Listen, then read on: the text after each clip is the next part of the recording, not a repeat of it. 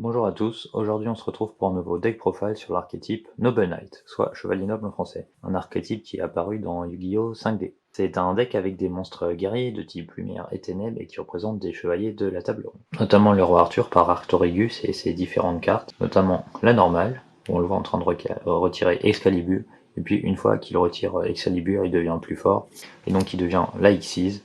Donc sacré Noble Knight of King Arthurigus ou Arthurigus King of the Noble Knight. Ensuite nous avons le monstre lien, Isolde, qui en fait est Iseux de la légende de Tristan et Iseux, Tristan étant représenté par Tristan. Après nous avons également Yvan, le chevalier au lion. Et on a aussi en support des magiciens, notamment Gwenhwyvar, qui est en fait Guenièvre, la femme du roi Arthur, hein, c'est pour ça que c'est la reine. Et Merlin, un chanteur des légendes qui vont avec celles des chevaliers de la table ronde. Et après on a aussi notamment Vianne, la dame du lac. Si vous voulez plus d'infos sur les autres cartes, hein, je vous mets le lien Wikipédia de l'archétype en description qui renvoie vers toutes les pages Wikipédia concernées. L'objectif du deck est donc d'équiper ces chevaliers avec des armes, qui sont donc des magies d'équipement que l'on peut leur donner, qui représentent des épées célèbres, notamment Excalibur, représenté par Excalibur, et qui rendent donc nos chevaliers plus puissants pour aller combattre l'ennemi sur le champ de bataille. Cette decklist est une version fun, comme d'habitude, où je reste à 100% dans l'archétype. En général, ce que vous allez pouvoir faire avec ce deck T1, c'est sortir la link Isolde et au moins une X6 de rang 4, souvent Arthurigus, avec 3 magies d'équipement. Donc c'est pas un deck où vous pouvez faire des OTK. Là on est plus dans la gestion, on va chercher à garder sa X6 sur le terrain et à en invoquer une autre en plus chaque tour pour gérer des cartes de l'adversaire. Donc pour commencer la decklist, 3 Merlins. Il peut se sacrifier lui-même pour invoquer un chevalier noble du deck, et par contre il nous bloque un chevalier noble pour le reste du tour, ce qui est pas forcément gênant. Et il a également un effet rapide qui permet de la bannir du cimetière pour synchro ou Xyz un Noble Knight. Donc comme c'est un quick, on peut le faire durant le tour adverse. Ensuite, 3 frères chevaliers nobles. Donc lui, quand il est invoqué normalement, je peux invoquer spécialement 2 chevaliers nobles de ma main. Et après, au Grand Game, il permet de mélanger dans le deck 3 chevaliers ou armes nobles depuis le cimetière, piocher 1, donc il permet de recycler plein de cartes dans le cimetière, de les remettre dans le deck. Donc c'est une carte vraiment très intéressante. Ensuite, 3 Médro, qui est considéré comme normal, mais quand il devient équipé, il gagne un effet qui est qu'une fois par tour, il peut invoquer un monstre chevalier noble depuis notre deck en défense, si on contrôle aucun autre chevalier noble. Après, 3 Gawain, qui s'invoque de la main si on contrôle un monstre lumière normal. Donc comme je disais, Médro est considéré comme un monstre normal tant qu'il n'est pas équipé. Donc seulement avant d'équiper Médro, on peut se payer Gawain de la main. Donc on le joue en 3 car son effet c'est pas un once per turn. Donc c'est pas dérangeant d'en avoir 2 en main. Ensuite 3 Ivan, qui si équipé permet d'invoquer un token Noble Knight, donc qui nous lock également en Noble Knight. Donc ça permet d'avoir un token donc qui est un monstre normal. Donc potentiellement de pouvoir jouer Gawain également. Ensuite 2 Borz, qui comme Médro est considéré normal tant qu'il n'est pas équipé, mais s'il devient équipé, il nous permet d'ajouter une arme Noble Knight de notre deck à notre main. 2 Custenin, qui peut s'invoquer de la main si on contrôle une arme noble sur le terrain. Je le joue qu'en 2 car son effet c'est un once per turn, contrairement à Gawain. Et après s'il est utilisé comme matériel pour une Xyz ou pour un monstre synchro ou Link, notre monstre qui a invoqué l'extra deck gagne cet effet qui fait qu'on peut faire une deuxième invocation normale de chevalier noble ce tour. Et il ne peut gagner, le monstre ne peut gagner qu'une seule fois cet effet. Si par exemple on utilisait Isolde pour faire avec 2 Custenin, on pourrait faire qu'une normale de plus et pas 2. Ensuite, un Dristan, qui ici équipé permet de détruire une carte sur le terrain. Du coup, une Gwenhwyvar, qui s'équipe à un monstre depuis la main ou le cimetière et le protège d'une destruction, soit d'un effet de bataille, selon son attribut si c'est un lumière ou un dark. Et donc comme elle peut s'équiper du cimetière, si elle est détruite un tour, le tour suivant on peut la remettre. Donc un exemplaire, ça suffit. Donc en plus des 21 monstres de l'archétype que je joue 2 Fireflint Lady, donc qu'on peut spell de la main si on contrôle un monstre warrior, et on peut envoyer cette carte de notre main au cimetière pour invoquer spécialement un guerrier de niveau 4 ou moins depuis notre main. Et si on le fait, notre adversaire ne peut pas cibler ce monstre avec des effets ce tour. On peut en utiliser qu'une seule par tour, donc c'est pour ça qu'on la joue en 2. Et pour terminer, 2 Infernal Knight Oliver, car j'avais besoin d'un teneur pour jouer les synchros, et je voulais pas jouer la Dame du Lac, qui est le teneur de l'archétype, car elle se bannit quand elle est utilisée pour faire une synchro, donc j'ai préféré jouer Infernal Knight Oliver. Donc voilà pour tous les monstres que je joue. Maintenant on peut passer donc aux cartes magie d'équipement de Noble Arm of Destiny, qui protège d'une destruction de bataille ou effet une fois par tour. Et si elle est détruite, on peut la rééquiper à un monstre Noble Knight sur le terrain. De Excalibur, qui empêche le monstre équipé d'être ciblé. Et on peut la bannir du cimetière pour rank up un monstre. Donc souvent c'est pour faire la rang 5 avec la rang 4. Une Caliburn, qui fait gagner 500 d'attaque à la cible et qui peut nous faire gagner 500 life points par tour. Une Galatin, qui fait gagner 1000 d'attaque quand on l'équipe, mais le monstre perd 200 durant chacune de Standby 5. Une Arfe du tir, qui permet de faire perdre 500 attaques au monstre équipé pour détruire une carte posée. Une Clarente, qui permet de payer 500 life points pour attaquer directement. Bon, souvent après Caliburn, vous gagnez 500, vous utilisez effet Clarente, vous perdez 500. Pour terminer les cartes de l'archétype, 3 héritages du calice. Donc son effet c'est du once per turn, et elles permettent de tuto soit un chevalier, soit une arme chevalier noble. Et si un monstre Noble Knight équipé est détruit par bataille ce tour, on peut la reprendre en main du cimetière. On peut utiliser qu'un seul effet par tour. Quand c'est si on l'active, on va aller au cimetière. Si le tour d'après, un de nos monstres est détruit, on va pouvoir la reprendre en main. Et donc c'est une carte qui permet de tuto n'importe quelle carte de l'archétype, donc c'est pour ça on l'a vu en main de départ. Donc en 3 fois. Comme on joue un deck guerrier, un renfort de l'armée, évidemment. Et dans les 3 free spots qui me restaient, j'ai décidé de jouer un bouclier miroir de la lune, donc qui permet de passer n'importe quel monstre par bataille, comme durant le calcul des dommages on aura 100 de plus que le monstre qu'on a ciblé avec l'attaque. Un bouclier magnum, qui permet de vraiment booster l'attaque d'un monstre, hein. Sur nos Xyz elles ont environ 2000 et avec cette carte elles vont passer à 4000. Et c'était une carte que j'avais envie de jouer un peu pour la nostalgie, parce que j'aime bien, je la trouve rigolote. Hein. Je vais déjà dû l'avoir dans mon deck Amazoness. Et encore pour rigoler, en 40e carte, comme j'ai aucune carte piège dans le deck, un décret royal qui négate tous les autres effets de piège sur le terrain. Donc celle-là je l'ai mise juste parce qu'on y voit un château fort sur l'artwork. Donc ça allait très bien avec les chevaliers qu'on joue. Donc voilà pour la decklist à 40. Hein. Donc dans les 3 derniers vous pouvez mettre n'importe quoi, un peu ce que vous voulez. Si après vous voulez jouer notamment une autre carte de l'archétype que je joue pas mais qui est intéressante, c'est Morgane, qui est la entrap de l'archétype, qui permet de negate une carte ou un effet en envoyant une arme noble que l'on contrôle en discardant au cimetière. Voilà une idée si vous voulez changer la decklist. Après je les joue pas, mais il y a plein d'autres chevaliers, hein, à vous d'observer l'archétype. Donc allez jeter un coup d'œil, c'est un archétype qui est sympathique. Donc maintenant on va passer à l'extra deck. 3 Isolde, donc elle demande de guerrier. Quand elle est invoquée, elle permet de tuto un guerrier, mais qu'on peut pas invoquer spécialement de monstres portant le nom ce tour. Puis elle a un effet qui permet d'envoyer des magies d'équipement au cimetière pour invoquer un guerrier du deck de niveau égal au nombre de magies d'équipement de mon. Voyez, donc souvent on va envoyer 4 magies d'équipement au cimetière pour invoquer un niveau 4 du deck, comme la plupart des monstres sont niveau 4. Ensuite 2 Artorigus, roi des chevaliers nobles, qui demande 2 niveau 4 chevaliers nobles. Quand il est Xyz, on peut lui équiper jusqu'à 3 armes nobles depuis le cimetière. Donc bon, c'est pas un problème. Hein. Souvent on en a envoyé 4 avec Isolde, donc on sait qu'il y en a dans le cimetière. Et on peut détacher un matériel pour détruire des MP de l'adversaire égal au nombre d'armes nobles que l'on contrôle. Donc souvent on va lui en équiper 3, donc ouais. On peut détacher un pour détruire au moins 3 MP, c'est très intéressant. Donc après on a la rank up, 2 chevaliers nobles sacrés d'Artorigus le roi, donc qui demande 2 level 5, mais souvent on va l'utiliser pour rank up. Pareil, quand il est équipé, on peut lui équiper jusqu'à 3 armes nobles depuis le cimetière, et on peut détacher un pour détruire un monstre sur le terrain. Et si l'envoie au cimetière, on peut reborn un chevalier noble.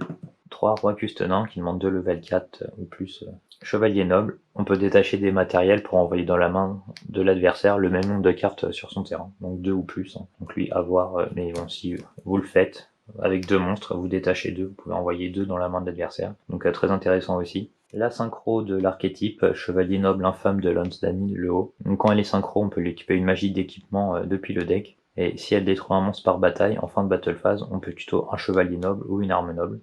Comme je joue le teneur Infernoble, j'ai décidé d'ajouter un capitaine Roland, qui le tour où elle est synchro, je peux activer l'effet que pendant la end phase, ce tour, je peux envoyer une magie d'équipement depuis le deck au cimetière pour ajouter à ma main un monstre warrior. Et après, il y a durant la main phase, si cette carte est au cimetière, en effet rapide, je peux cibler un monstre warrior que je contrôle et lui équiper cette carte, comme une magie d'équipement, et il gagne 500 d'attaque. Après Capitaine Roland, un Empereur Charles, qui permet de détruire une carte si on a une magie d'équipement, si on joue une magie d'équipement, et pendant la phase, on peut lui équiper une magie depuis notre main ou cimetière. Donc on en aura toujours entre la main et le cimetière, donc une fois par une phase on pourra lui en mettre une. Donc voilà pour mon extra deck archétype, je joue à 13. Après il y a 2 autres monstres guerriers que j'ai rajoutés, qu'on voit pas souvent. Après vous pouvez mettre toute la toolbox level 4, hein. Y a pas de problème. Mais du coup, un champion héroïque Excalibur qui demande 2 monstres level 4 guerriers. J'ai que ça dans le deck. Et donc je peux détacher 2 pour le faire passer à 4000. Donc ponctuellement, si l'adversaire a un gros monstre et que je sais vraiment aucune autre sortie avec les cartes qui font gagner de l'attaque, ou pour envoyer en main, je peux vraiment rien faire d'autre si j'ai plus de ressources, il peut toujours dépanner. Et un autre guerrier level 4, 2 level 4 light, Starliège Paladinamo. Une fois par tour, je peux détacher 2 matériels de cette carte pour cibler un monstre face-up que mon adversaire contrôle. Son attaque devient 0 et si je le fais, ses effets sont negate. Et quand cette carte est détruite par l'adversaire, que ce soit par bataille ou par effet de carte envoyé au cimetière, je peux piocher une carte. Donc voilà pour ma liste. Maintenant on va faire quelques test end, mais comme je vous disais au début, l'idée c'est d'avoir au moins T1 la Link, une Xyz et donc d'avoir des magies d'équipement. C'est vraiment ça que le deck fait. Après c'est pas un gros deck combo. Donc il y a beaucoup de très gros boards de la méta qu'on pourra pas passer. En général, on peut renvoyer soit des cartes en main, soit détruire des magies pièges, soit gérer quelques monstres, mais on peut pas tout faire en même temps. Donc contre des très gros decks, il aura vraiment du mal. Mais pour le fun, comme ça, contre d'autres decks casual, il est très bien. C'est parti pour le premier test end. On va dire qu'on part premier. Comme je disais, c'est un deck fun, donc le deck est assez sensible au end-trap. Donc là, qu'est-ce qu'on a? Ivan, Noble Knight Brother, Héritage du Calice et Clairante. Donc je vais commencer par jouer Héritage du Calice. On va tuto custom. Ensuite, on va invoquer normalement Noble Knight Brother. Du coup, comme il est invoqué normalement, je peux invoquer spécialement jusqu'à 2 Noble Knight depuis ma main.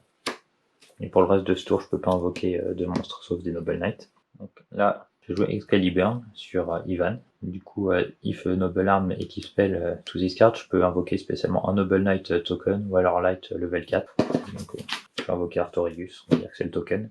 Du coup, qui me bloque aussi en Noble Knight, mais c'est déjà le cas, donc ça change pas. Là, on va faire la Link, on va faire Isolde, qui demande 2 guerriers, donc avec le token et Ivan, donc le token n'existe plus. Cimetière. À chaque fois, n'oubliez pas de faire la link en utilisant le token, parce qu'un token ne peut pas être utilisé comme matériel Xyz, donc vous ne pourrez pas faire les Xyz après. N'oubliez pas de l'utiliser pour faire la link si vous avez joué Ivan. Donc, je vais dire effet Isolde pour tuto. Donc le monstre que je tuto, je pourrais plus rien utiliser d'effet à lui ce tour. Donc je vais ni prendre Brother ni Custenin comme je vais me servir de leurs effets. Donc je vais plutôt prendre mes draws. Je vais donc dire effet Isolde pour envoyer des Noble Arms équipe spell au cimetière. Destiny, Arfeu du tir, Caliburn. Et j'ai déjà Excaliburn, oui c'est ça, donc j'ai envoyé Galatan. Donc j'en ai envoyé 4, donc je peux spé un level 4 du deck. Je vais invoquer Gawain. Avec Custenin et Gawain, je vais faire le level 4, King Artorius. Donc l'effet quand il est invoqué, je peux l'équiper jusqu'à 3 magies d'équipement de mon cimetière. Donc je vais l'équiper Destiny, Excaliburn et Caliburn. Je vais dire effet Caliburn pour gagner 500. Du coup ça le protège d'une destruction. Et là il peut pas être ciblé par des effets de cartes. Je vais dire effet Noble Knight Brother pour shuffle 3 cartes Noble Knight ou Noble Arm dans mon cimetière, donc ces 3 là. Les shuffle dans mon deck, puis piocher un. Donc voilà, là on a fait tout ce qu'on pouvait. On a notre Xyz avec nos 3 monstres, notre Link, on a même un monstre en plus, ce qui est pas tout le temps le cas. Et pour le prochain tour, on a encore un équipement, ça, au cas où ils nous détruisent un de nos monstres, on pourra reprendre Héritage du Calice en main. Donc là, on est vraiment typiquement dans ce que le deck fait, il n'y a pas de meilleur exemple. On va quand même se faire un deuxième test de main en partant en premier. Donc là, on a 4 monstres et la piège. Bon, la piège, je vais la mettre là, hein. De toute façon, on la posera. Donc on va invoquer normalement Noble Knight Brother, et on va déclarer son effet quand il est invoqué normalement. Je peux invoquer spécialement de la main 2 monstres Noble Knight, et je peux pas invoquer spécialement 2 monstres sauf des Noble Knight le reste de ce tour. Donc je vais invoquer Medro et Ivan. Je suis comme ça. Donc là on va utiliser Ivan et Medro vers Isolde.